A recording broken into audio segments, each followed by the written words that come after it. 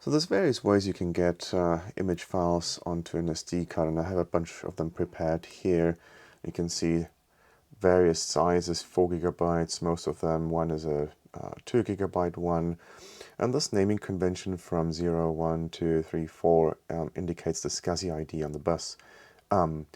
I think it's the same naming convention for image files, whether you're using a BlueSCSI or a SCSI, not SCSI, zuluscsi or BlueSCSI device, so that should be interchangeable. In a previous video, I've shown you how to use DD, the command line tool, to create empty image files. There's also this one here, image creator disk jockey, it's being called, where you can use various methods to create empty or pre-populated image files, and it does supports zuluscsi or BlueSCSI specific settings.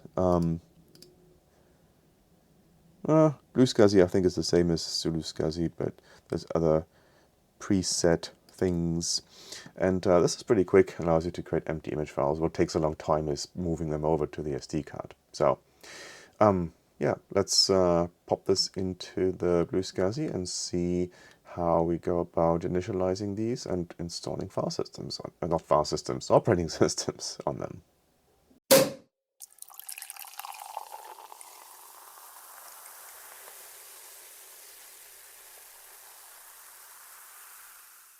So in order to upgrade the storage, mainly the internal SCSI drive in the Quadra 700, there's a couple of options I have in mind. The disk itself is not broken, works fine, but it's just too small for what I have in mind. So first option would be the classic SCSI to SD. I've used this thing in various devices and it always works great, but management of this, how to set it up, get partitions or drives set up on here, and how to populate it with data, it's a bit cumbersome. It's a great device, but what I find easier to use are the zuluscsi devices, which allow you to essentially just drop image files onto the SD card, and you can use emulators very easily to populate it with an initial operating system install or whatever. So no specific UI or tooling required to kind of manage the setup of these things. And I think they can also emulate CD drives, which I'm not sure this one can, but anyway. So this one is probably my favorite so far. Another option is BlueSCSI device, which in terms of setup and management of the data works very similar to the zuluscsi. You just drop image files onto the SD card. Now this one here doesn't have the SCSI connector on it yet. Just got a little shipment from China to add this in. So I think I'm going to try this out. I've never used a BlueSCSI before, so I'm curious to see how this works and how easy it is to use and to manage compared with specifically the zuluscsi. They seem to work almost in an identical way in terms of image management on the SD card. So I want to see if there's any notable differences. So let's get this put on here and then try it out in the Quadra 700. There is a little notch here on the PCB that shows you where the notch in the connector goes. So that goes up on here. And then in order to, this actually fits tight enough for me to make sure that I can put some solder on two opposing edges to kind of keep it in place while I do the others. So yeah, let's get this going.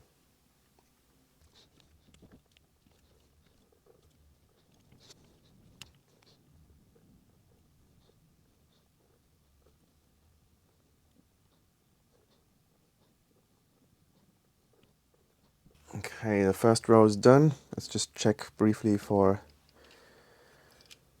any bridged connections or bridged joints, and whether I need to, yeah, this one here looks like it could do with a little bit more solder. And then we'll do the second row.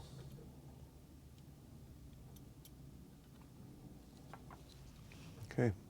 Okay, quick check again on whether there's any bridges, bridge joints, but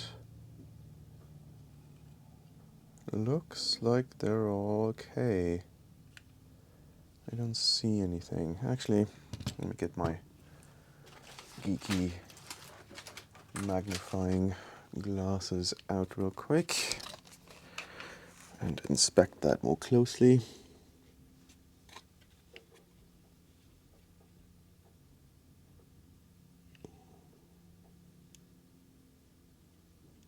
Nope, this seems all fine.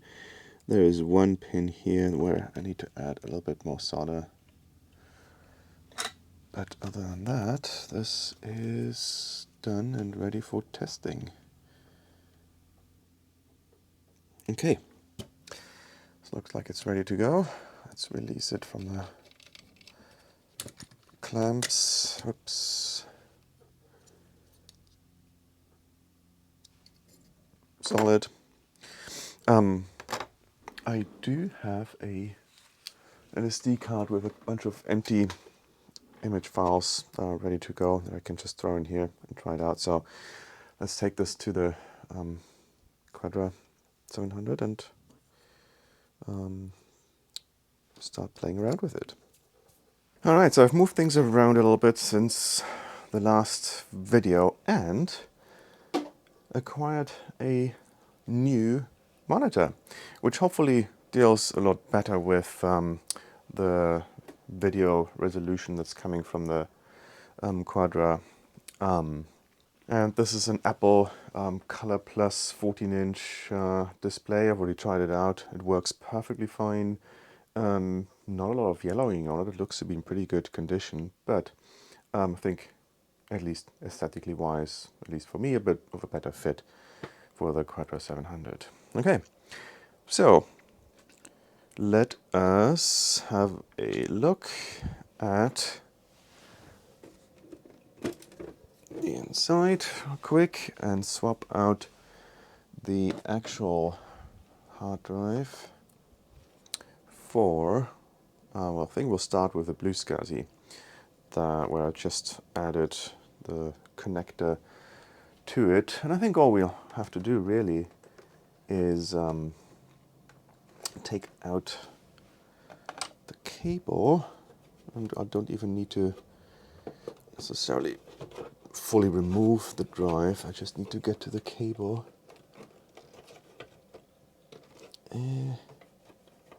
If it wants to come out.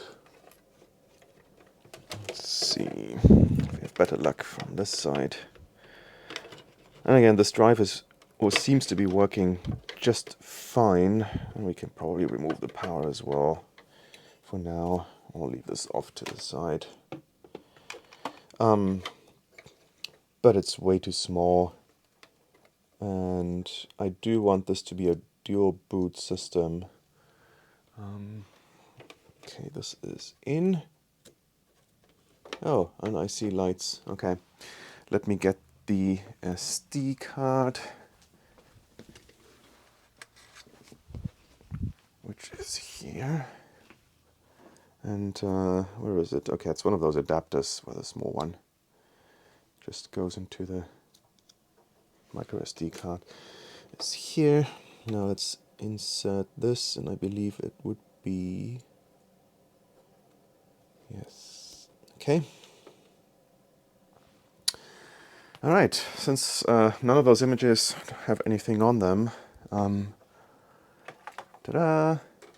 We will use the floppy emu again to get a boot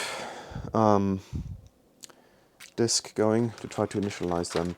Now, previously on when I've used the SCSI to SD devices, you had to use a patched disk utilities version to make sure that you could initialize them properly and format them. I wonder if this is the same on the BlueSCSI. So let's get you over here to the monitor and get this booted up. And then I will get Macintosh stuff. Is it utilities? And we want the HD setup. I'll see if that boots properly. Just a quick note on these various SCSI drive emulation devices, whether it's a zuluscsi, BlueSCSI, or a SCSI 2SD. They all support, and actually on this one you're kind of forced to add some configuration for the SCSI 2SD. There's a specified utility. On both the zuluscsi and the BlueSCSI, there's init configuration text files that you can put into the root of the SD card. But with those you can define various parameters of the drives that you're going to emulate, including vendor and brand information.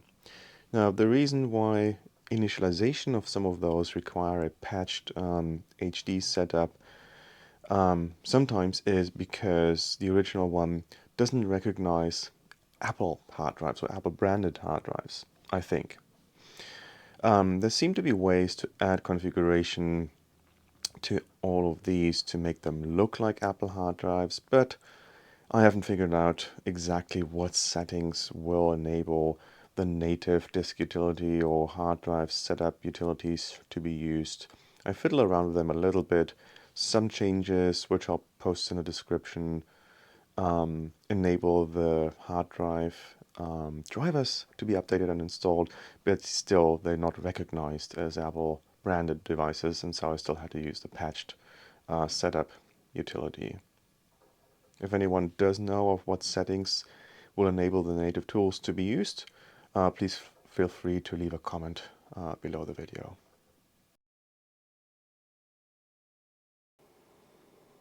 Nope, that one does not work.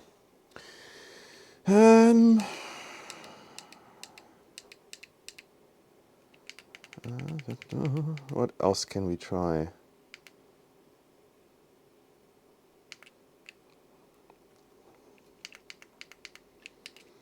Okay, let us try system disks. There should be a...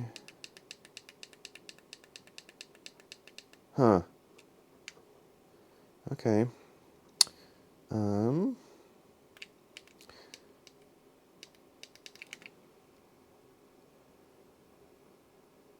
I thought HD setup was a patched version, but for some reason, no. Okay. I don't know what this is. FWB hard disk, but it doesn't want to boot from this one either. Huh. Don't know how I missed this before, but I did find a patched disk image on here that actually seems to boot. Didn't even have to re-put the other one on there. So let's boot this up from here and see if it can actually see any of those blank images to initialize. Now it's fully booted, so let's start the HD setup and see what it has to say about drives being able on the SCSI bus. Searching, unable to locate. Okay. Maybe it's the BlueSCSI device that doesn't work, or something wrong with the way that the images are set up. I don't know. So we will shut this down, and I'll probably try this one next. Alright, so I have the zuluscsi connected with the same SD card in there. Let's power this up and launch again into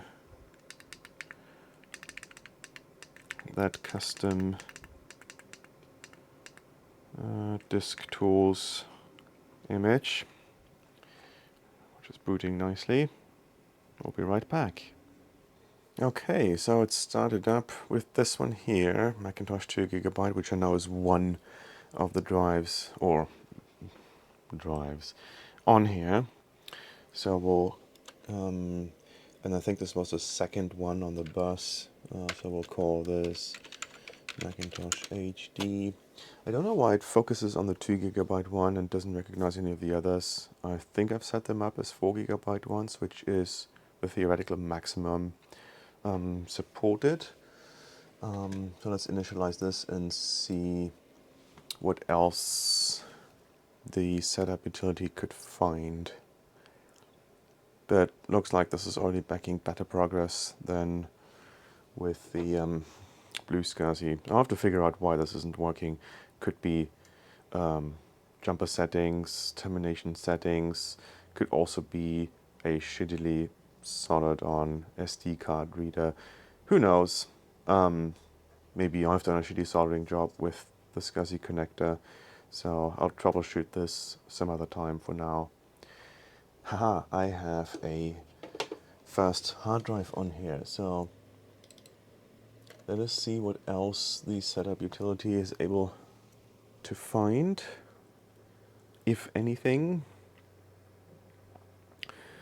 Maybe the 4GB ones are slightly too large. So 0 would have been a 4GB one. So let's see if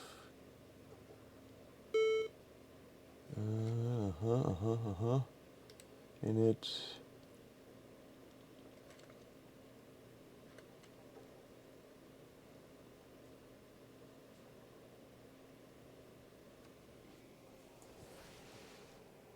Seems to have defaulted to the smallest one it could find, apparently, for some reason, when I originally launched it.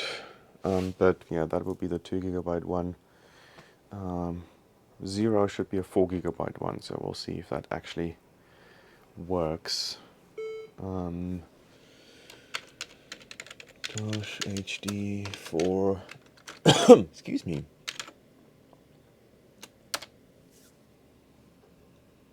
Successfully completed. And there we go. Oops. Quit.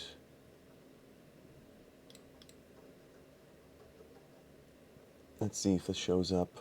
Available space, and we have 4GB. Nice. And then on this one here, we have 2GB. Okay. Let's initialize the other ones as well, so that is done. And then we can continue installing operating systems.